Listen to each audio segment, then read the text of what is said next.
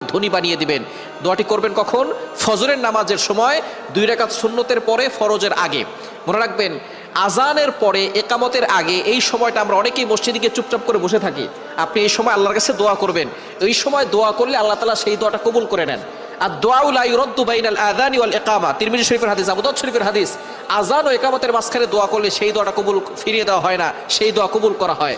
আপনি যখনই যেই নামাজে মসজিদে যাবেন, আজান দিয়েছে, একামত হতে একটু দেরি হয়, আপনি সুন্নত পড়ে চুপচাপ বসে থাকবেন না, গল্প করবেন না, আপনি আল্লাহর কাছে দোয়া করবেন। আল্লাহ তাআলা আপনার সকল দোয়াগুলো কবুল করবেন।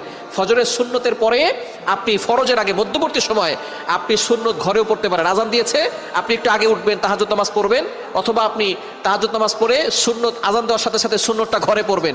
ঘরে পড়ে মসজিদ যদি কাছে হয় তাহলে ঘরে বসে আমল করতে পারবেন, অথবা আপনি চলতে ফিরতে আপনি আমলটা করতে পারবেন। দোয়াটি হচ্ছে লা ইলাহা ইল্লাল্লাহুল মালিকুল হাক্কুল মুবিন। এই দোয়াটা যদি আপনি পড়তে